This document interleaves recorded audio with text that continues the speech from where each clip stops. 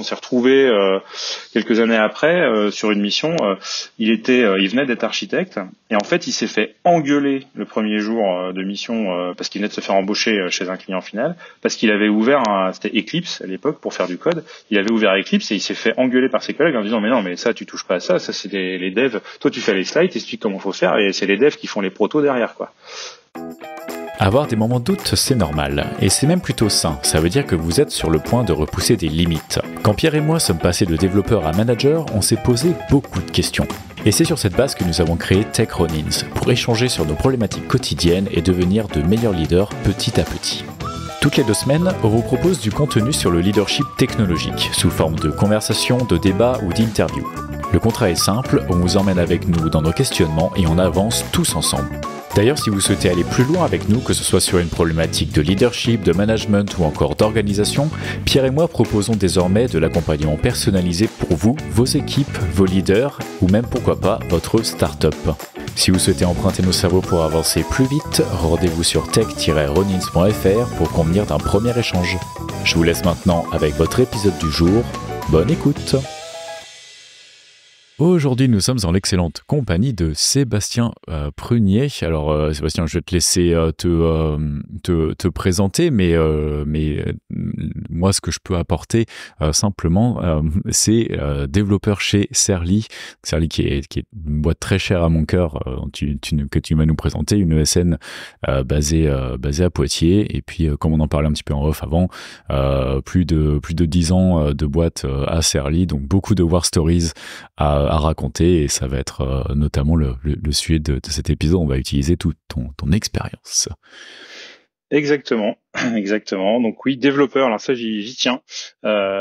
J'étais pas forcément à l'aise au début avec ça quand je suis arrivé chez Serly, mais je suis arrivé chez Serly pour cette raison-là, pour revenir un peu aux fondamentaux. Donc en 2013. Donc ça fait 10 ans en effet, parce que moi je voulais continuer à faire du dev, mais être développeur senior, avoir des casquettes plus de tech lead, lead dev, etc., sans forcément être poussé vers des rôles managériaux ou d'architecte qui me plaisaient moins, qui correspondaient pas à mon profil tout simplement. Voilà, donc Serly c'est une bonne boîte pour ça, parce qu'on est une toute petite structure d'une 50aine, avec la même vision du métier, cette approche un peu artisanale ou craftsman si on veut utiliser un mot plus à la mode. Voilà. Et avant Serly, j'étais dans des ESN plus conventionnels, dans des grands comptes niortais du secteur de l'assurance. Voilà. Donc j'ai eu la chance de participer à des gros projets qui, pour certains, ont conduit à des gros accidents industriels auxquels j'ai participé et même contribué sur des gros projets de refonte de SI, comme vous avez peut-être connu, qui durent 2-3 ans, qui ont fini par jeter à la poubelle en tout ou partie et qui ont coûté quelques millions d'euros. Donc voilà, d'où toutes les expériences à raconter. Super, et ben oui, très pressé. Donc aujourd'hui, vous avez compris, le programme, ça va être un peu tous ces principes de KISS, Keep It Stupid Simple, à travers des retours d'expérience. Donc on va parler de solutions simples qui fonctionnent, de solutions simples qu'on a sabotées, ou de solutions peut-être complexes qui fonctionnent aussi, pourquoi pas. Alors avant de commencer, Sébastien, j'ai une question pour toi parce que tu as touché un point. Alors c'est un tout petit hors-sujet avant qu'on commence, c'est comme ça, au moins on le met de côté. Comme Julien et moi, on a eu une expérience plus pour le coup à l'étranger qu'en France par rapport au travail qu'on a fait, et que toi du coup tu étais vraiment resté en France. Il y a un point sur lequel justement nous ça nous paraît assez... Enfin j'ai toujours trouvé que le milieu anglo-saxon était plus en avance à ce niveau-là, c'est-à-dire reconnaître que il y a vraiment 2 tracks, et j'avais trouvé en France, du moins des stages que j'avais fait avant de partir à l'étranger, qu'il y avait vraiment cette idée que quand tu arriveras à être, c'est un peu le théorème de Peter, c'est que on élève toujours les gens à leur plus haut niveau d'incompétence, et en fait l'idée c'est que quand tu es un super bon développeur, et ben on va dire tu touches plus à la technique, et à partir de maintenant tu vas manager des équipes ou des choses comme ça. Et justement j'ai trouvé qu'au Royaume-Uni, alors c'est peut-être aussi l'environnement startup où on était nous, mais il y avait vraiment cette différence, et c'était très clair que quelqu'un pouvait avoir une meilleure position, même plus de responsabilité que toi sur de la technique, alors que toi tu peux être manager même de 2 équipes et tu auras quand même moins de responsabilité que ce technicien-là. Est-ce que toi tu as trouvé que c'est quelque chose qui a évolué en France? Est-ce que c'est quelque chose qui a peu bougé, parce que tu parles justement de Serly, où c'est une boîte où vous avez vraiment conscience que l'évolution elle est pas t'es un très bon développeur et boum tu dois passer manager pour avoir une évolution. Est-ce que c'est vraiment que chez Serly que tu as trouvé un peu cet état d'esprit, ou tu trouves que c'est de plus en plus? Comment ça a évolué de ton point de vue? Alors, moi j'ai rejoint Serly pour ces raisons-là, comme je disais. À l'époque, en 2013, quand je suis arrivé, je trouve que les mentalités étaient très très ancrées sur Ouais. l'évolution. Il faut être chef de projet. Moi d'ailleurs, quand j'étais à l'école et qu'on me disait ce que je voulais faire plus tard, je voulais être chef de projet parce que c'était un peu la réussite Ouais. sociale. Euh, je trouve que depuis 10 ans, ça a pas mal évolué en fait. Alors en tout cas, dans le secteur d'activité dans lequel je travaille, les clients avec lesquels je travaille, je trouve que les mentalités ont changé, la vision du développeur a changé. Là où on pouvait nous voir comme des pisseurs de code, des gens facilement remplaçables il y a quelques années, je trouve que ça a un peu changé. Alors pas partout, on pourra y revenir. On est encore des fois appelé pisseurs de code et on imagine qu'on n'a aucune plus-value sur les projets. Moi, c'est pas le cas. En tout cas, c'est pas comme ça que je vois mon métier. Même on a travaillé. Alors pourtant, on a une ESN, Serly, mais on a été consulté sur des projets de refonte de SI, mais pas que de refonte de SI technique, aussi sur le côté organisationnel, humain, RH même aussi. On est intervenu là-dessus. Et un des conseils qu'on leur avait donné, c'était de réembaucher des développeurs là où ils faisaient sur ces postes-là énormément de prestations de services, alors que donc nous en tant que SN, on leur a dit en gros arrêtez de travailler avec nous et embaucher des gens. Alors il s'avère qu'il y a plein de gens de chez Serly qui ont rejoint ce client-là en l'occurrence, mais voilà. Après moi je trouve ça bien parce que du coup les compétences de dev ont été réinternalisées chez des grands comptes sur des avec les salaires aussi qui vont avec. Je trouve qu'il y a eu aussi une belle reconnaissance via les salaires aussi. Voilà, ça c'est sur les grands comptes que je pratique. Et après, dans d'autres boîtes avec des structures un peu différentes, alors peut-être inspirées du modèle anglo-saxon. Je pense à Doctolib par exemple parce que je connais bien, notamment une antenne à Niort. Et eux, ils ont des profils tech qui sont, des profils assez très très haut niveau, de développeurs très seniors et qui sont à des salaires plus élevés que des managers. Exactement ce que tu disais, Pierre. Donc il y a toutes ces boîtes là, les licornes françaises qui ont ce modèle-là et où je trouve, on peut être dev à 40 ou 50 ans dans ces boîtes-là sans problème. Ok, cool. Merci beaucoup. Donc je regardais les notes, Sébastien. Donc tu voulais commencer par faire un rappel de ce qu'est notre métier, qu'on remette un petit peu l'église au milieu du village. Tout à fait. Oui, alors je parlais de pisseur de code. Alors moi aujourd'hui, comment je conçois mon métier moi, j'estime que, aujourd'hui, alors c'est pas le cas de tous les développeurs, mais en général, c'est parce que c'était aussi demandé par les clients. On a souvent un profil bac+5 où on sort soit d'université, soit d'école d'ingénieur. Et pendant 5 ans, on n'a pas fait que pisser du code. On a appris plein d'autres trucs. Voilà. Moi, notamment, ce que je trouve important de rappeler dans notre métier, de l'informatique même au sens large, c'est qu'aujourd'hui, c'est quoi le but? C'est de produire des solutions numériques qui vont répondre à des besoins qui vont rendre des services aux utilisateurs. Et donc nous pour ça on va écrire du code, gérer de la data, etc. Et on va produire de la valeur. En fait, pour moi, ça c'est la production de valeur, c'est fondamental dans notre métier. On en reparlera sûrement après quand on va parler peut-être de choses complexes ou simples, pas que dans la technique, mais aussi dans l'organisation. Ça c'est hyper important. Voilà, donc je pense qu'il faut pas perdre ça de vue. C'est qu'aujourd'hui, malgré toute la hype qu'il peut y avoir sur les technos, etc., ce qui est important, c'est de produire de la valeur. Dans un temps raisonnable d'un point de vue time to market, etc.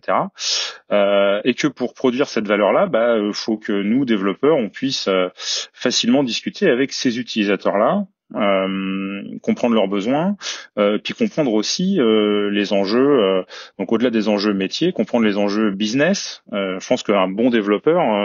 alors, je veux pas refaire le sketch des inconnus, le bon chasseur, le mauvais chasseur, ou le bon développeur, mauvais développeur, mais je pense qu'un bon développeur aujourd'hui, il doit être capable de comprendre les enjeux business, les enjeux des communicants, les enjeux juridiques aussi. On a eu toute la réglementation européenne sur les données personnelles. C'est-à-dire si les devs s'intéressent pas à ça, c'est un peu dommage, quoi, de pas essayer au moins un minimum de comprendre les enjeux de la RGPD, etc., etc. Et moi aujourd'hui, dans mes missions, je rentrerai en détail sur je vais rentrer à la presse si vous voulez, mais moi je discute avec les juristes de mes clients, les services de com, de marketing, les gens des web analytics. Enfin voilà, en fait, et c'est super agréable de vraiment voir les produits dans leur globalité, quoi, pas que la partie tech. Voilà, donc production de valeur pour l'utilisateur. Ça, c'est mon leitmotiv et c'est pour ça qu'on aime, en général, les gens aiment bien travailler avec nous, quoi.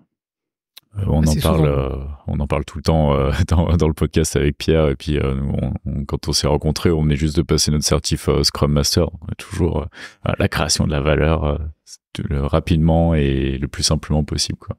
C'est ça, et puis c'est ce qui va surtout différencier les ESN de qualité des ESN que j'ai toujours ce terme qui m'a toujours marqué, les vendeurs de viande, c'est-à-dire qu'il y en a qui vont vendre de la valeur et une valeur ajoutée pour leurs clients et d'autres qui vont vendre un nombre de têtes.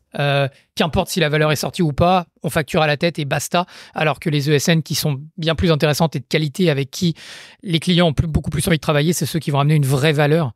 Il y a pas photo, quoi.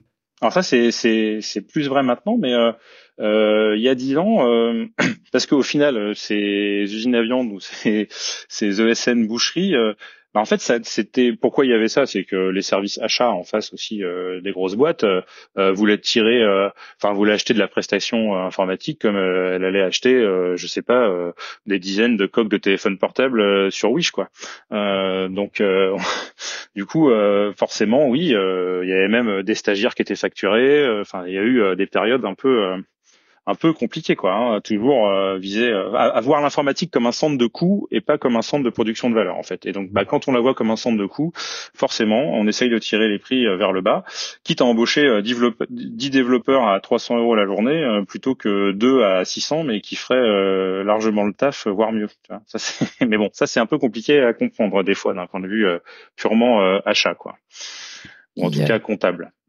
Il y avait même, une fois, j'ai assisté à une conférence avec quelqu'un d'assez, on va dire, expérimenté, pour ne pas dire âgé, où à l'époque, ils avaient carrément ils avaient facturé par centaines de lignes de code. C'est-à-dire que toutes les 100 lignes de code, c'était comme ça qu'ils facturaient. Et donc, ils ont eu le projet le plus what the fuck auquel il a assisté, où en fait, les directeurs leur demandaient d'écrire le code le plus long possible pour pouvoir facturer plus. C'est une aberration, voilà, mais c'est dire à quel point ça a été des folies à certains moments. Ouais, tellement les gens comprenaient pas, en fait, qu'on faisait en tant que développeur, quoi. C'est ça. Alors il y a un problème aussi de compréhension de notre métier, ouais, de ce que c'est. Ouais. Imaginez la ligne de code comme étant un argument comptable. Ouais, ça c'est un truc un peu étrange. Et forcément, oui, oui, le sport national, c'est vas-y, on va pas tout écrire. Là, du coup, les adeptes de la programmation fonctionnelle auraient été super emmerdés pour vendre cher leurs prestations à l'époque. Ah oui. En effet. Donc tu veux qu'on parle un peu complexité, peut-être? Oui, et voilà, exactement. C'est du coup tout ça nous emmène exactement dans cette direction. Donc on peut faire simple, on peut faire compliqué, et du coup parfois avec la mécompréhension de beaucoup de choses, mais je trouve en général de ce qu'est quelle est vraiment la valeur qu'on essaie de créer à la fin et comment est-ce qu'on la crée, on peut arriver dans des situations un peu aberrantes. Ouais. Alors c'est vrai qu'il y a la fameuse devise Shadok, là, pourquoi faire simple quand on peut faire compliqué. Alors c'est pas qu'on fait toujours exprès de faire compliqué, il y a toujours plein de facteurs qui font qu'on fait des choses complexes, mais je trouve qu'on est un métier propice à faire des choses inutilement complexes. Voilà, aujourd'hui c'est très facile d'aller piocher, de surfer un peu sur toutes les tendances, de rajouter des briques pour faire ceci, faire cela, lire les retours d'expérience des uns des autres. Alors souvent ceux des géants du web, et de se dire ah ouais mais c'est exactement ce qu'il faut faire. Alors que bon, on va pas se mentir, mais une banque ou une assurance n'a pas le trafic sur son site web que va avoir Google ou Amazon. Mais bon, voilà, on va quand même prendre les mêmes patterns d'architecture, les mêmes briques, etc., etc. Et au final, on arrive très facilement à sortir une usine à gaz qui marche. Ça peut marcher, mais à quel coût? Ça, c'est une vraie question. Est-ce qu'aujourd'hui, être puissant pour maintenir un système d'information, c'est vraiment raisonnable? Est-ce que on pourrait pas se dire que 200 personnes, 4 fois moins, on pourrait aussi y arriver? Je sais pas. C'est des questions que je me pose régulièrement. En tout cas, ce qui est sûr, moi, je trouve sur les systèmes très complexes et souvent inutilement complexes, c'est que ça pose plein de problèmes. déjà de compréhension du système d'information, c'est-à-dire que quand tu veux embaucher une nouvelle personne et que tu la fais arriver sur un projet, si elle met 4 mois à comprendre le SI, comment il fonctionne, c'est un peu compliqué. Du coup, ça va coûter cher à maintenir. Plus t'as de choses dans ton archi, plus les compétences pour maintenir ton système d'information, elles vont être hétérogènes, et puis du coup, tu vas te retrouver avec potentiellement pléthore de profils différents. Et puis, plus c'est complexe, plus c'est compliqué de produire de la valeur, parce qu'une fonctionnalité qui peut être simple, en fait, il va falloir potentiellement aller toucher à plein d'endroits de l'archi pour faire un truc qui paraît trivial. Les utilisateurs vont pas comprendre pourquoi ça met 3 mois à sortir pour rajouter, alors je vais vulgariser, rajouter un bouton dans une interface par exemple, alors qu'eux ils considèrent que c'est con, mais en fait non, parce que derrière il y a 15 environnements de tests, de recettes, de pré-prod, tout un tas de process, etc., avant de déployer en prod. Voilà. Donc ça c'est un peu le constat malheureux aujourd'hui, c'est que les SI qui ont quelques années, qui ont traversé, comme je disais au début, plusieurs échecs industriels où il reste des bribes d'architecture diverses et variées. Voilà, on arrive à des choses, à des bêtes, des monstres un peu à 4 têtes, quoi. Avec des problèmes de maintenance, de coûts, de compétences qui sont plus là ou qui coûtent cher, ou voilà. C'est les choses qui restent dans le temps en plus, parce qu'une fois que quelque chose est mis en place, ça crée un legacy qui derrière, pour s'en débarrasser, c'est pas toujours évident. On finit toujours par se le traîner à plus ou moins long terme, quoi. Exactement. Alors moi, sur les échecs industriels, il y en a qui ont été jetés complètement à la poubelle et ça a jamais vu le jour. Et puis il y a d'autres trucs où j'arrivais sur la 4e migration de l'architecture et les 3 premières s'appelaient de mémoire A0, A1, A2 ou A1, A2, A3, je sais plus. Et nous, on en créait une nouvelle. Alors elle s'appelait pas A4 parce que je pense que ça portait la poisse. Sauf qu'elles n'ont jamais vraiment été complètement décommissionnées, donc elles cohabitaient toutes ces architectures-là. Voilà.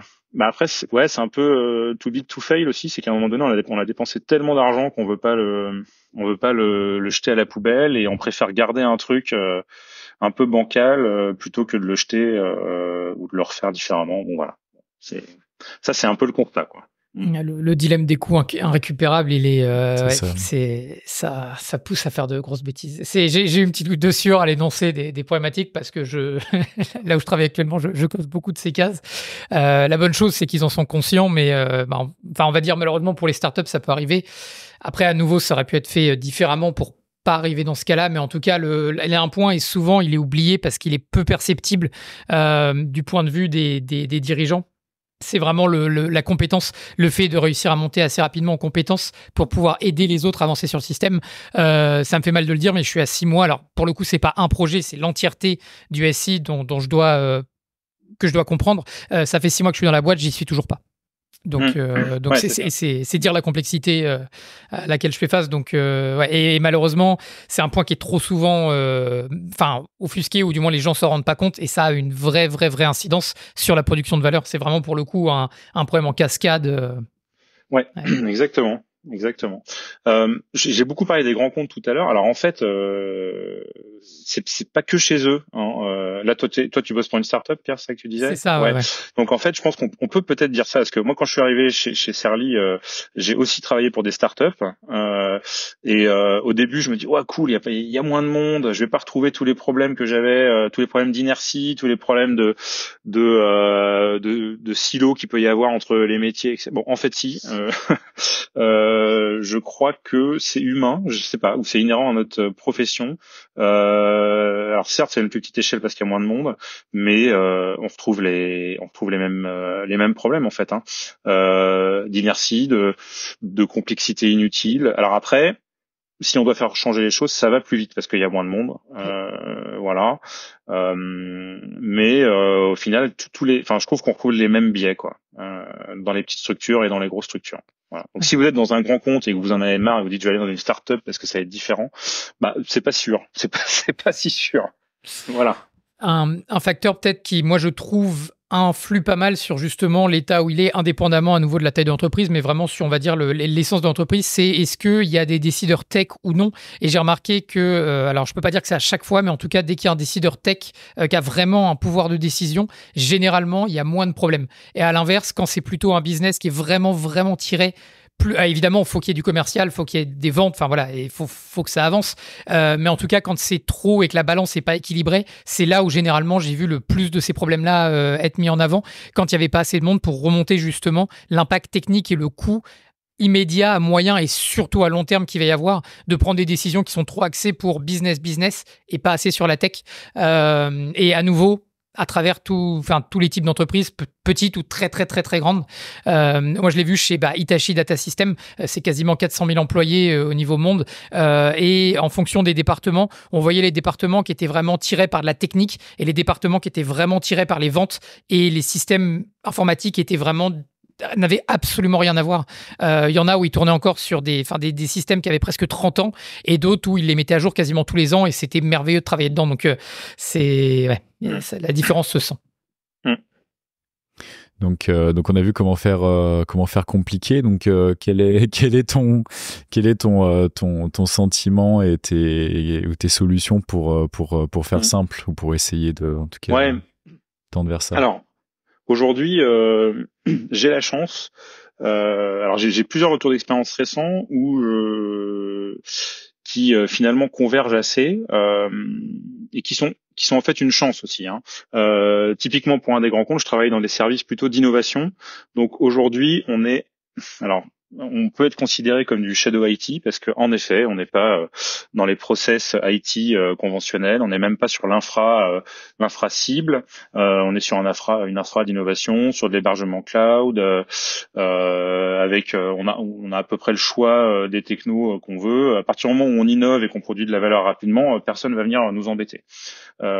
Donc aujourd'hui, alors du coup, ça peut être une solution de se donner les moyens d'avoir des petits services comme ça d'innovation pour expérimenter des choses, produire de la valeur rapidement, alors sans faire n'importe quoi non plus, mais d'un point de vue sécurité, etc. Enfin voilà, faut quand même. C'est pas parce qu'on innove et qu'on produit vite qu'on produit mal. On peut quand même faire un minimum de qualité.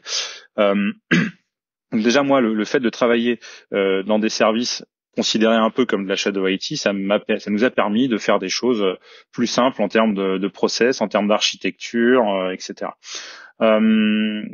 Pour autant, à un moment donné, quand on innove et qu'il y a des choses qui se stabilisent et qui doivent rentrer officiellement dans le SI, donc c'est là que ça commence à gratter et que on se heurte déjà à une vision de notre travail qui est là c'est bien, vous avez fait joujou, maintenant laissez faire les professionnels. Donc ça c'est un peu, alors ça c'est bon, faut mettre son ego de côté dans ces cas-là parce que c'est pas parce qu'on est un service innovant qu'on a fait n'importe quoi, n'importe comment, parce que les produits qu'on développe ils sont testés par des utilisateurs potentiellement avec des millions de requêtes par mois. Je veux dire, voilà, c'est quand même de la vraie prod.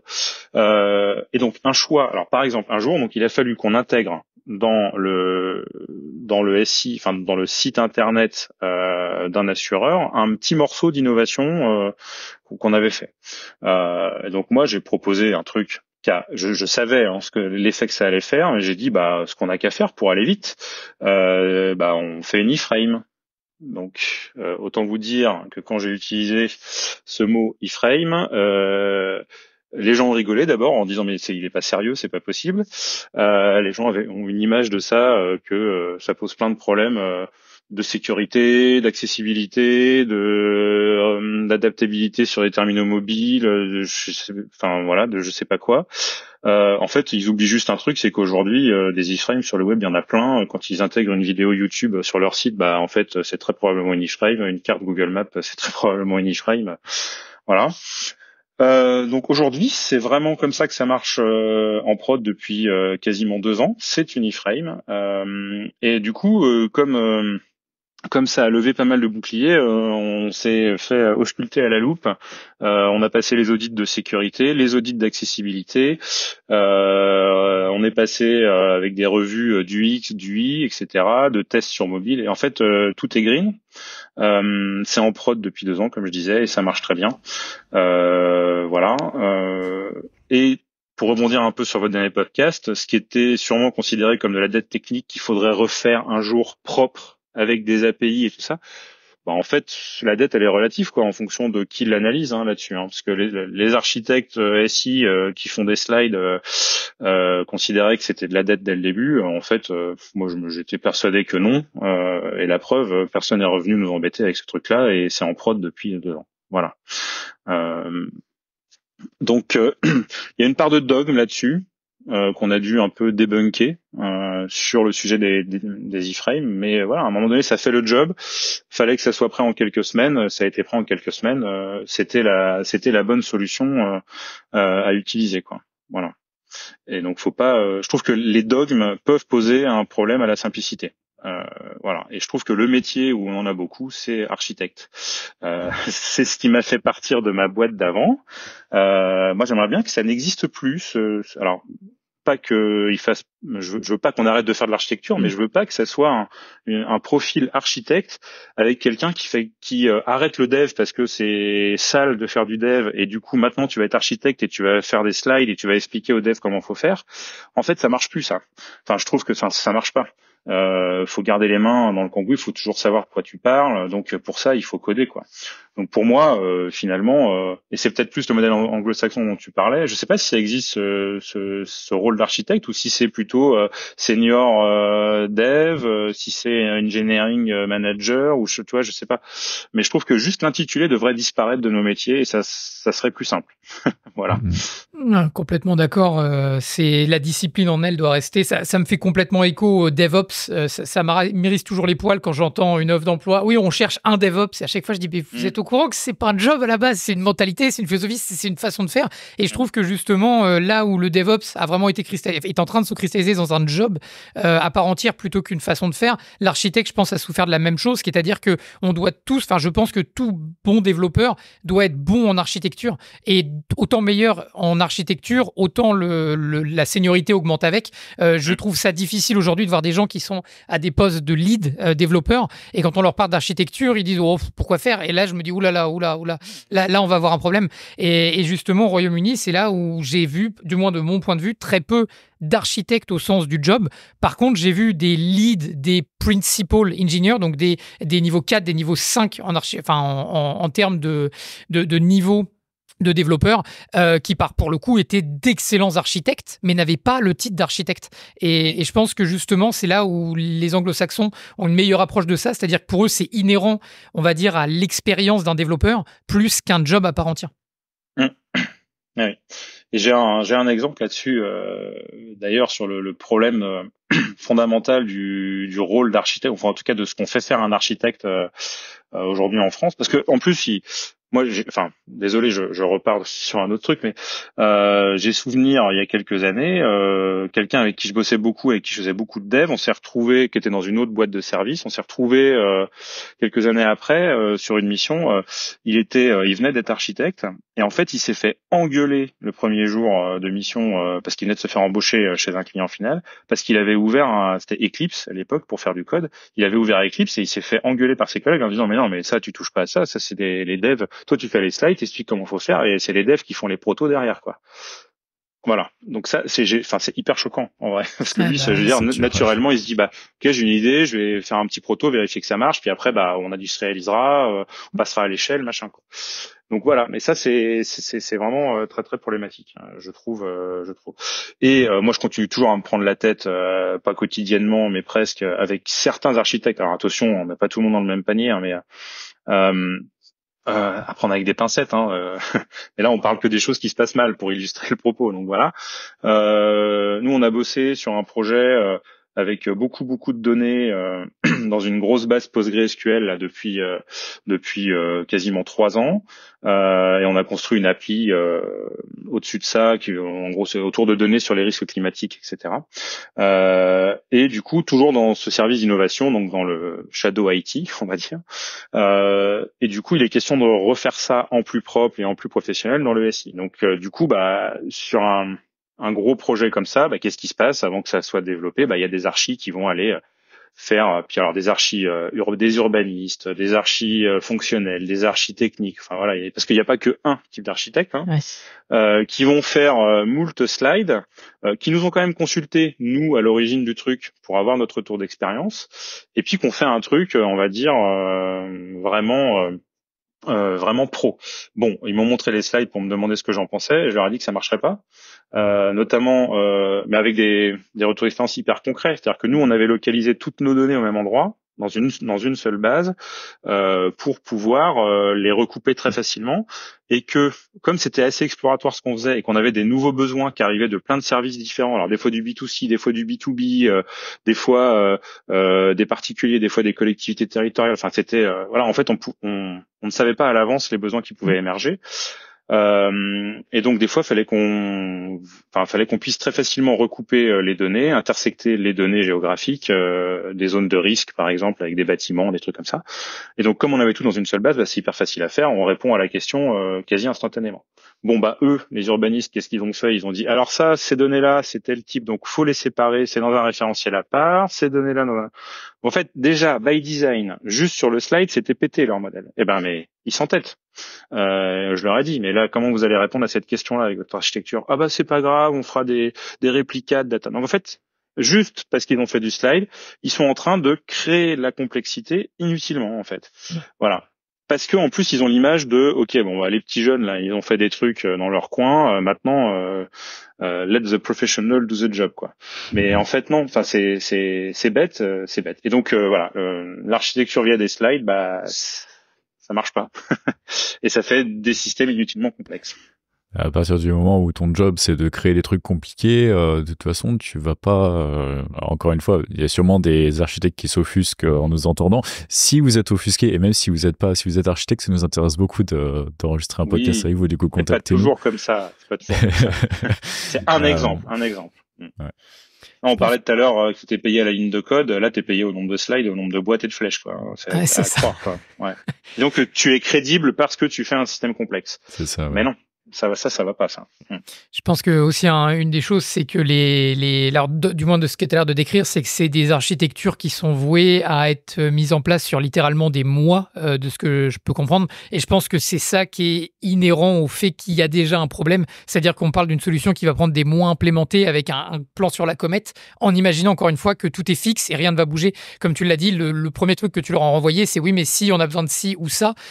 Et tout de suite, ça veut dire qu'il va y avoir du changement. Et à mon avis, dès le moment où on part sur une architecture qui est figée, bloquée, alors que le temps avance et les problématiques ou les besoins continuent, eux, à avancer, c'est voué à arriver dans ce que tu rappelais au début, c'est-à-dire la version 1, puis 2, puis 3, puis 4, mais toujours avec du retard par rapport à l'évolution réelle. Et je pense que là, la clé, c'est vraiment la flexibilité de se dire, on a un système avec lequel on peut avancer.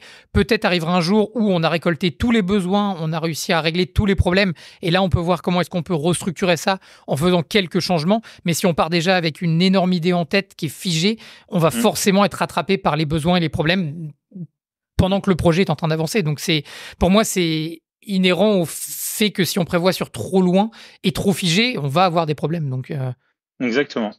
C'est l'early optimization ou ce genre de truc, quoi. Et après, il y a quand même aussi cette idée que on imagine que plus un système est complexe, plus il va être solide, en fait, quoi. Mais non, c'est peut-être même souvent le contraire. C'est presque l'inverse. Ouais. Ma 4L vous prouverez tort, prouverait le contraire à beaucoup de personnes. Ouais, c'est la voiture qui est la plus simple au monde et pour autant, c'est peut-être une des plus fiables. Donc, ouais. Mais tu vois, sur un client de l'industrie, là, c'est pareil. Alors nous, il y a un provider de cloud qui s'appelle Clever Cloud. Je sais pas si vous avez entendu parler, qui est oui, on est très fan. Oui. Voilà, donc nous, alors en l'occurrence, là je parle pas que d'un client, parce qu'on l'utilise chez plein de clients différents. Alors Clever, ouais, donc c'est un PaaS, plateforme as a service. En gros, on a notre code sur un dépôt Git, et puis Clever se débrouille pour le déployer et assurer le run et la dispo des applis et même des add-ons de data ou autres. Donc nous on aime bien ça et on est plutôt early adopteur de ce service-là avec Serly. En plus c'est des gens, notamment Quentin, le fondateur, et plein d'autres gens, on les croise dans les conférences à droite à gauche, tout ça. Et nous, on trouve ça assez simple. Et après, on utilise quand même des produits autour, notamment pour faire de l'API management. On utilise un produit open source dont Mathieu Ancelin, mon collègue, un de mes collègues, est main contributeur sur ce, enfin même le créateur de ce produit-là, qui est donc un API manager. Donc on a cette brique-là sur Clever, voilà. Donc on arrive à faire des choses, on va dire plutôt propres en termes d'architecture. On a voilà, un PaaS, une brique d'API management, Autoroshi, et puis tout tourne comme ça depuis des années chez nos différents clients. Et encore une fois, on n'est pas sur du side project ou du toy project. Hein. Ça fait des millions de requêtes par mois. Autoroshi, l'overhead, c'est 2 millisecondes par requête, donc on est sur des trucs ultra performants, etc. Il y a même bientôt un add-on Clever Cloud qui va s'appeler Cloudapim pour faire du Autoroshi directement dans Clever Cloud pour voilà ceux qui veulent pas installer eux-mêmes leur truc. Donc voilà, tout ça, ça reste quand même assez industriel, mais trop simple. Et peut-être pas assez cher d'un point de vue on va dire système, enfin gros système d'information, quoi. Et donc on a été confronté chez un grand client de l'industrie, pareil en mode bah non mais nous la cible c'est Azure, donc on va arrêter Clever, on va arrêter Autoroshi, on va prendre l'API manager d'Azure, voilà. Bon bah ça fait plus d'un an et c'est toujours pas migré.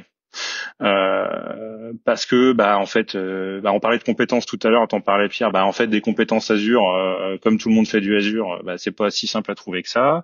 On est assez vendor locked-in aussi, enfin je veux dire voilà, Clever c'est hyper simple. Azure, bah il faut avoir une formation, ou un peu AWS, c'est la même, hein. Si t'es pas formé, ça s'improvise pas de faire de la prod sur AWS. Voilà.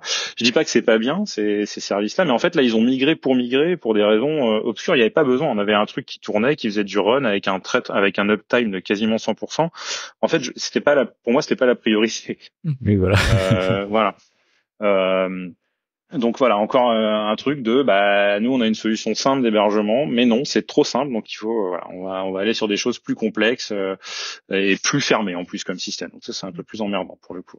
Si je creuse un peu sur ce que tu dis, est-ce que tu penses vraiment que c'est au niveau de la simplicité que ça a bloqué, ou c'est parce que ça résonne un petit peu surtout du point de vue que tu disais du client? Est-ce que c'est plus aussi au niveau du gage de confiance, c'est-à-dire comme je sais pas qui était l'interlocuteur et qui était le preneur de décision dans ce cas-là, mais est-ce que ça peut être aussi le fait que tu parles Clever Cloud, tu parles Auto, des choses qu'il a jamais entendues, et là il entend Azure, il entend des choses qui à son oreille, il se dit ouh ça je connais, ça c'est bien, ça tout le monde l'utilise, c'est un peu genre je regarde ce que font les voisins, s'ils font ça, c'est que ça doit être bon. Il y a un adage quand on va à la pêche aux moules qui dit toujours il faut jamais regarder les autres pour savoir quand la marée remonte. Et malheureusement, c'est ce que beaucoup de gens font et ils se retrouvent avec les pattes mouillées. Donc Alors sur Azure, je pense. Alors aujourd'hui, autant il y a 6-7 ans, Clever Cloud, ouais, aujourd'hui quand même, c'est un acteur majeur du cloud français, au même titre que Skyway, OVH ou autres. D'ailleurs, ils bossent souvent ensemble, ils montent même des consortiums. Enfin, ils sont hyper militants sur le cloud français. Notamment avec des acteurs qui ont besoin d'avoir leur data en France, sur des serveurs en France, etc. Donc aujourd'hui, ils sont positionnés, puis même aujourd'hui, en termes de souveraineté, on veut aller vers des acteurs français, donc ils sont bien positionnés. Aujourd'hui, je vois pas pourquoi ça serait des pistes, que ce soit Clever ou Scaleway ou autre, à écarter. Concernant Azure, c'est qu'ils ont une stratégie commerciale hyper offensive en fait. C'est-à-dire que, alors je sais pas exactement comment ils font, mais les bruits de couloir disent que en gros comme tous les postes de travail sont sur Microsoft, du coup t'as le paquet cadeau où tu vas avoir GitOps, enfin tout quoi, du sol au plafond, toute la partie hébergement du code, run, API manager, avec des remises que t'auras plus sur tes licences Windows si tu prends pas le truc Azure quoi. Enfin je pense qu'à mon avis il y a une stratégie commerciale un peu offensive et du coup ils sont hyper bien placés parce qu'ils ont les postes de travail sous Windows quoi, tout simplement. Ça, voilà, ils arrivent à rentrer comme ça parce que d'un point de vue offre, sinon je pense que ça serait Amazon qui serait partout. Hein. Si on devait prendre un des géants, je trouve que c'est eux qui ont l'offre la plus fournie aujourd'hui quoi. Il me semble. Voilà. en tout cas plus ancienne, plus stable que celle de Microsoft, parce que les gens qui ont migré vers Azure, ouais mais Clever c'est petit. Alors oui, il y a ça, je veux bien l'entendre, hein. Sauf qu'aujourd'hui c'est pas parce que Clever a des pains des fois que n'importe quel hébergeur va avoir parce qu'il y a une fibre sous l'eau à Paris. Enfin, c'est-à-dire ça leur est vraiment arrivé, des trucs comme ça. Ça leur permet d'améliorer leur service, mais aujourd'hui il faut pas imaginer que Azure il y a pas de problème, hein. Je veux dire, ça arrive aussi. En fait, c'est la vie de la prod, hein, d'avoir des bugs, hein. Faut pas imaginer que parce qu'on fait appel à un géant du web, on va pas avoir de problème d'incident de production sur la partie infra. Bah, c'est pas vrai. Ça va arriver. Il suffit de le voir Voilà. pour ceux d'entre nous qui ont souvent des problèmes. Enfin, souvent, ça arrive d'avoir des problèmes avec GitHub. Faut pas oublier qu'aujourd'hui, GitHub tourne sur Azure, puisqu'ils ont été rachetés par Microsoft. Et pour autant, ça foire des fois. Donc, ouais. Bah ouais. Et puis même des fois il y a des erreurs humaines, hein. Je sais pas si vous vous souvenez, Amazon, quelqu'un qui avait Oui. dézingué toute la zone Amérique Est, je sais plus laquelle, parce qu'ils souvent c'est des erreurs humaines sur les gros crashs comme ça. Ouais. Mais voilà. Parce qu'il y avait des droits qu'il fallait pas sur des serveurs. Je sais pas. Ouais. Donc voilà, ouais, sur la partie tech, c'est toujours compliqué. Pour résumer, c'est toujours compliqué de faire simple parce qu'on est toujours emmené pour des bonnes ou mauvaises raisons vers des trucs qui se font ailleurs. Voilà. Enfin, je trouve qu'on manque un peu aussi de créativité, de créer soi-même ses architectures. On est toujours à regarder ce qui se fait ailleurs, de s'en inspirer, de se dire que si ça a été fait ailleurs, c'est ça qu'il faut faire. Voilà. Ça, c'est un peu problématique sur la tech, et pas que sur la tech, hein. On peut parler aussi sur l'organisation. Vous vous souvenez sûrement de l'article, en plus vous qui êtes des agilistes convaincus, j'imagine, de l'article sur le modèle agile chez Spotify. Bien sûr. Qui expliquait les guildes et tout le bazar. Et en fait, il y a plein de boîtes qui sont engouffrées là-dedans en disant ah si Spotify fait ça, c'est comme ça qu'il faut faire. Donc nous on va s'organiser comme ça avec des guildes, des tribus, etc. Et puis en fait ça crée un espèce de monstre, hein, aussi ça quand t'attaques l'agilité directement par ça avec un méga modèle qui en plus n'a pas marché chez Spotify, parce que c'est ça qui est rigolo, c'est que quelques mois ou quelques années après voilà, c'est que il y a eu un peu un démenti en mode ah non mais en fait finalement ça n'a pas marché chez nous. Ah zut, la bonne blague. Voilà, donc on a aussi ce problème-là sur les organisations, quoi. Je trouve que les gens, quand toute la mouvance agile est arrivée, ont eu tendance à faire un peu de l'agilité by the book. Ils ont pris Scrum, qu'est-ce qu'il faut faire? Du coup, on va tout faire, toutes les cérémonies, etc., etc. Et ça manquait un peu d'originalité. Nous, alors pour le coup, hein, on a essayé. Sur plein de projets sur lesquels j'étais tech lead, et en fait moi j'ai réussi à dire stop sur la façon dont on faisait du Scrum notamment ou de quelques sprints, parce que on n'arrivait pas à produire de la valeur, ou on la produisait pas au bon moment. Moi je trouvais que ça c'était assez emmerdant, et au final moi ce qui me frustrait, c'était que on attend de la fin d'un sprint pour livrer quelque chose qui était prêt au deuxième jour du sprint, quoi. Voilà. Ça, moi, ça m'énerve, parce que même si le sprint il dure que 15 jours, pourquoi l'utilisateur il attendrait 13 jours restants qu'on ait fait les démos, qu'on ait fini le sprint, qu'on ait fait les démos, machin, pour en profiter. Voilà. Donc au final, on a créé un peu notre propre méthodo qui nous correspondait au sein de l'équipe, et en fait, on a fait plutôt un truc un peu Kanban, on a un backlog qu'on priorise quand c'est judicieux de le prioriser. Et puis, dès que quelque chose est prêt, surtout, on le livre en fait. Donc, on le met en test, et puis quand c'est testé, on le met en prod. Et si on met en prod 3 fois par jour, on met en prod 3 fois par jour, c'est pas un problème. Mais en tout cas, on livre ce qui est prêt. Et je trouve que ça, c'est être agile finalement. Je trouve ça cool. Voilà. Aujourd'hui, on a un peu reproduit sur des sprints de 15 jours, 3 semaines, tous les problèmes des cycles en V, quoi. On fait des mini cycles en V sur 3 semaines. Je trouve que voilà, je trouve que ça n'a pas vraiment fait ses preuves. En tout cas, moi, dans toutes les grandes boîtes où je suis passé, j'ai pas trouvé que les mouvances agiles aient fait beaucoup de bien. Ça a créé beaucoup de frustration, je trouve. Soit les gens avaient trop de temps pour faire une tâche, donc du coup, ils prennent tout le temps. Ça, c'est un biais assez connu, hein. Ils vont prendre tout le temps pour la faire, alors qu'ils auraient pu la faire en 3 fois moins de temps. Ou alors en fin de sprint, pour essayer de rattraper la vélocité, du coup, on va coder crade, créer plein de dettes pour finir les tâches, et puis du coup être dans les temps pour la démo, parce que sinon on a peur de se faire taper dessus. Bon, au final, voilà, je trouve que ça n'a pas résolu énormément de problèmes, en tout cas de ce que j'ai vu. Donc nous, on essaye d'avoir une organisation simple, On a un backlog via des issues GitHub qu'on priorise en fonction, donc on n'a pas de rituel en fait, hein, c'est ça. C'est-à-dire qu'en fonction des besoins des utilisateurs qui arrivent, qui viennent, parce qu'on discute très régulièrement avec eux, on repriorise des choses. Des fois un nouveau besoin qui arrive, s'il est prêt 2 jours après, voilà, on développe, on déploie et puis c'est fini quoi. Donc moi j'aime bien. Voilà. En tout cas, pas faire du by the book sur l'agilité, expérimenter des trucs, voir ce qui marche pas, et construire sa propre méthodo sans qu'elle soit trop compliquée, et faire gaffe aux outils qu'on peut utiliser aussi pour pas être esclave des outils qui peuvent nous imposer une façon de travailler ou une façon de faire de l'agile. Ça voilà. Faisons simple et expérimentons aussi les organisations agiles plutôt que de faire des trucs en essayant de faire des copier-coller sur ce qui peut marcher ou qu'on a lu dans les livres. Quoi. Voilà. Je sais pas ce qu'est votre expérience vous là-dessus, si vous avez fait peut-être plus que moi des prestats de ce type-là sur de l'organisation ou des trucs comme ça. Julien va mieux réussir à répondre, mais ce qui est très intéressant, c'est que de ce que tu dis, en fait, tu fais du agile by the book. Si jamais tu prends, littéralement, j'aurais pu faire un loto en prenant ce que tu viens de dire avec le manifesto agile, et t'as littéralement coché toutes les cases dedans. Par contre, je suis d'accord avec toi.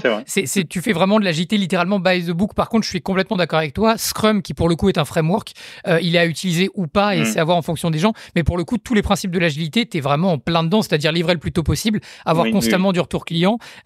Littéralement, tu les as quasiment, je crois, tous cités dans ce que tu viens de dire. Ouais, mais au final, est-ce qu'avec Scrum, on respecte vraiment le manifeste? Parce qu'en effet, oui, si tu prends les 4 ou 5, je sais plus, préceptes du manifeste, il y en a peut-être plus, je sais plus, mais c'est vrai que oui.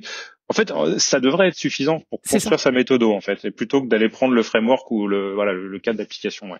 Exactement, et c'est là où justement Scrum, c'est un petit peu, on va dire, les petites roulettes que tu as sur un vélo, et on voit déjà que tu es passé au niveau d'après, c'est-à-dire que Scrum, c'est vraiment pour donner un framework, un cadre pour que les gens qui comprennent pas forcément, qui ne l'ont pas expérimenté avant, puissent comprendre les méthodes agiles. Et après, le but, c'est de s'en détacher pour vraiment revenir aux fondamentaux, parce que c'est vraiment là où on peut faire de l'innovation et avoir des procédés, des process qui correspondent vraiment à nos besoins et surtout à la manière dont on veut voir notre organisation fonctionner. Et donc, le fait que tu dises, par exemple, que tu t'es extrait de Scrum en tant que framework pour aller plus vers du Kanban, c'est généralement ce qu'on voit dans la maturation, des entreprises qui deviennent plus matures sur l'agilité et qui, du coup, se détachent de Scrum, qui est vraiment un framework très fermé, et qui vont plutôt vers une méthode Kanban, qui pour le coup est plus permissive et amène, on va dire, plutôt des concepts et un petit peu des outils, plus que Scrum qui vraiment t'amène un cadre. Et c'est pas pour rien qu'on dit que Scrum est un framework, à différence de Kanban qui est une méthodologie. C'est un peu tiré au niveau des noms, mais c'est vraiment une grosse différence, et beaucoup de gens justement le prennent pas de ce point de vue-là.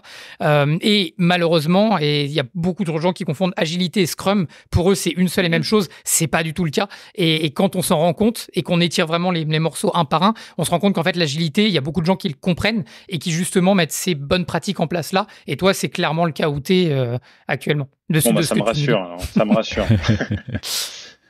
Il y a souvent avec l'agilité comme partout ailleurs une grosse différence, une mauvaise compréhension des moyens versus l'objectif, et du coup on a tendance à utiliser les méthodes agiles et notamment Scrum en se disant ça va être le moyen, ça va être l'objectif, c'est Scrum. Mais non, en fait, le Scrum c'est juste un moyen, il faut pas se focaliser là-dessus. Donc soit ça marche parce que ça permet d'expliquer à des gens qui sont pas rompus à l'agilité le concept d'itération, le concept de retour client, de rétrospective, etc.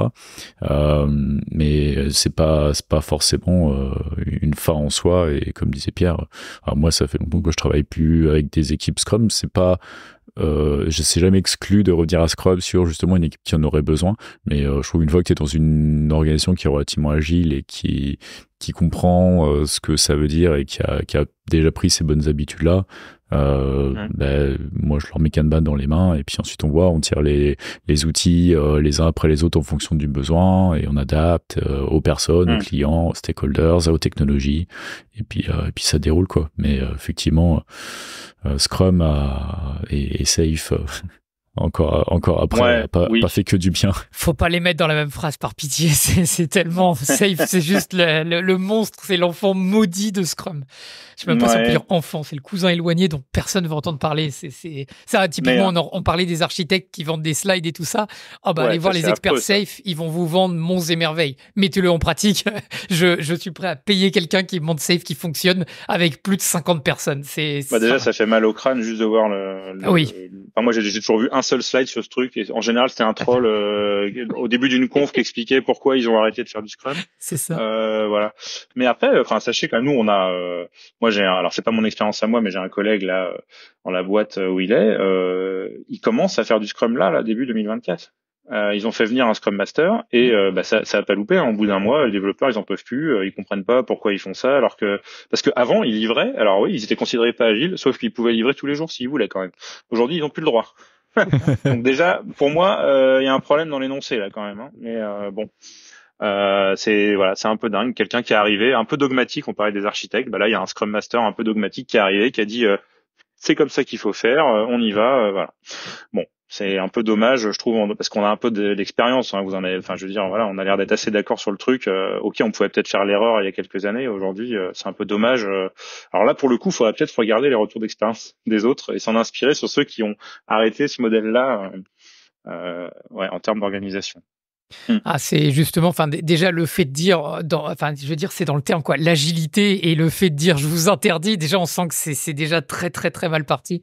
Et malheureusement, je vais pas reprendre l'exemple qu'on disait au début entre architecte et architecte, il y a le bon et le mauvais chasseur, mais littéralement, c'est encore le cas. Il y a le bon et le mauvais coach agile, c'est-à-dire celui qui va venir, qui va être, comme tu dis, très dogmatique et qui dit c'est comme ça qu'il faut faire, qui a limite pas compris l'agilité lui-même et qui va juste mettre en place un système parce que si ça se trouve, ce gars-là avant, c'était un expert méthodo et il a juste rajouté Agile, il a vu que ça prenait et Scrum sur son CV. Et qu'est-ce qu'il va faire? Il va arriver. Donc, il ne vend plus du Prince, il ne vend plus du KSM2 ou je ne sais plus le nom que ça avait, mais il va te vendre du Scrum ou il va te vendre du Safe ou il va te vendre du Kanban et il va dérouler sa sauce comme avant. Mais comme c'est un shift fondamental dans l'approche de la méthodo, s'ils n'ont pas fait le shift, malheureusement, ils vont pas faire de merveilles. Et limite, comme tu le dis, ils vont faire pire que comme c'était avant. Donc, Non, puis à mon avis, on peut faire confiance aussi aux équipes en place et co-construire la méthode avec eux, quoi. Je veux dire, il n'y a pas de raison que c'est une personne qui vienne imposer un truc comme ça de but en blanc, sans tenir compte de l'historique,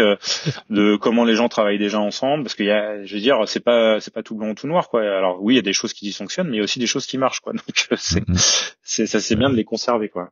Mais un des principes de base de Kanban, c'est start with what you have, et c'est toujours bon à prendre, quoi. Juste pas venir et essayer de tout casser et donner des règles absurdes à tout le monde, c'est pas une très bonne façon de faire de la gestion du changement, quoi. Écoutez, ça fait 50 minutes qu'on parle. Est-ce que Pierre, tu as une dernière question ou Sébastien, tu as une dernière... J'ai un dernier truc. Parfait. Truc, mais très rapide, genre en 1 minute. Parce que j'en suis assez fier d'avoir réussi une fois dans ma vie à travailler comme ça, avec un client. J'en avais entendu parler il y a quelques années d'une contractualisation agile, justement, où en fait, entre un client et un fournisseur, donc typiquement nous, ESN et un grand compte de l'industrie en l'occurrence, on a réussi à contractualiser non pas un périmètre fonctionnel, mais une enveloppe budgétaire en fait. Et donc on s'est mis d'accord avec ce client, on s'est dit nous on a un budget à consacrer. Donc c'était, on travaillait avec l'équipe marketing du client du secteur industriel. Ils avaient un budget à consacrer à tout un tas de travaux, mais ils savaient pas forcément à l'avance. Enfin, voilà, c'est le marketing, donc c'est assez mouvant, quoi, même dans l'industrie. Et donc, comme on avait une bonne relation de confiance, on n'a pas démarré comme ça direct avec le client. Hein. On avait commencé plutôt avec de la TMA sur une appli. Ils ont vu qu'on bossait bien, on avait une bonne relation. Et puis un jour, ils ont voulu construire tout un socle d'API, etc. Donc, ils nous ont confié cette tâche-là, mais on l'a pas fait en mode chiffrage parce qu'on savait pas trop où on allait, c'était assez expérimental, etc. Donc, on s'est mis d'accord sur une enveloppe budgétaire. Et en fait, on a piloté pendant 1 an une enveloppe budgétaire. Et du coup, on s'autorisait à arrêter des trucs, à introduire des nouvelles fonctionnalités qui n'étaient pas prévues au départ. Et puis, en fait, on consommait le budget comme ça au fur et à mesure. Et en fait, ça a marché hyper bien. On l'a fait plusieurs années. Mais encore une fois, ça s'est pas forcément bien terminé parce que c'était du shadow IT avec le marketing. Il a fallu rentrer dans le système d'information de la DSI et du coup, là, contractualiser l'enveloppe budgétaire, c'était plus possible. Donc, on s'est mis à refaire plein de petits devis, du micro devis. On passe du temps à faire des specs. Et en fait, pour faire les specs, faut presque faire le dev parce que si tu veux chiffrer précisément, en fait, si tu fais pas le dev, si tu veux être à la journée près, du coup, c'est un peu compliqué. Donc voilà, finalement, on est passé de quelque chose un peu original, mais qui marchait bien, et je suis vraiment content d'avoir réussi à faire ça encore une fois, au moins une fois dans ma carrière, à un système un peu plus à l'ancienne, où finalement on perd du temps en spec, essayer de borner tout le périmètre avant, ce qui en soi est impossible, donc voilà. Donc juste parler de ça, que c'est possible, ça peut se faire de contractualiser une enveloppe budgétaire. Et franchement, si vous avez l'opportunité de le faire, je parle surtout pas forcément aux fournisseurs, mais aux clients, autorisez-vous à essayer ça, quoi, avec des partenaires de confiance, et vous pourrez être agréablement surpris, quoi. Sur la production de valeur, encore une fois, ça ouvre plein de portes, quoi. Surtout qu'en plus, on sait que ça marche puisque c'est comme ça qu'on fonctionne, nous. Enfin, du moins, je parle des entreprises où j'ai bossé, où on fait du SaaS. C'est exactement ça, sauf que le client, en fait, c'est Bitader, mais c'est nous-mêmes, en fait. C'est-à-dire que, de toute façon, on veut aller vers le marché, on veut conquérir le marché, on veut prendre le plus de parts possible avec le meilleur produit possible. Donc, certes, là, on n'a pas d'argent à dépenser à proprement parler, mais on brûle de toute façon la ficelle de la bougie qui est les fonds qu'on a dans la startup, dans le cas d'une SaaS toujours. Et de toute façon, l'argent, pour le coup, c'est le temps, c'est-à-dire le temps qu'on va passer dessus. Ça coûte à l'entreprise de payer les salaires, donc faut qu'il y ait un retour dessus. Donc pour un client, de fonctionner de cette manière-là, ça paraît pas du tout fou, ça paraît pas du tout novateur, puisque c'est comme ça qu'on fonctionne de toute façon en interne. C'est juste que, comme tu dis, au niveau du chiffrage, au niveau de la comptabilité, ça leur met des sueurs froides. Surtout qu'en plus, ils se disent, là, on part pour 1 an avec un budget de peut-être 1-2 millions. Et la réalité, c'est, on ne sait pas en réalité ce qu'on aura à la fin. Mais bon, quand il y a une relation de confiance, ça peut carrément être mis en place. Et pour le coup, ça peut très, très, très bien marcher. Donc, Exactement. Ouais. Voilà, nous, on n'était pas sur des budgets de 1-2 millions. Non, pas forcément. C'était plus facile à expérimenter, passer, en tout cas. Ouais. Mais dans l'idée, ça marche bien. Ouais. Ça veut pas dire qu'il faut tout le temps faire ça et que ça marche tout le temps, encore une fois. Mais voilà, ça peut créer des bonnes surprises. C'est possible. C'est possible. Très bien. Bien écoutez, je vous propose qu'on conclue sur ça. C'est possible. Merci beaucoup Sébastien d'avoir accepté cette invitation. Je suis très content d'avoir des gens de Serly sur le podcast. Je comprends pas pourquoi j'y ai pas pensé plus tôt, pour être tout à fait honnête, mais ça fait toujours plaisir.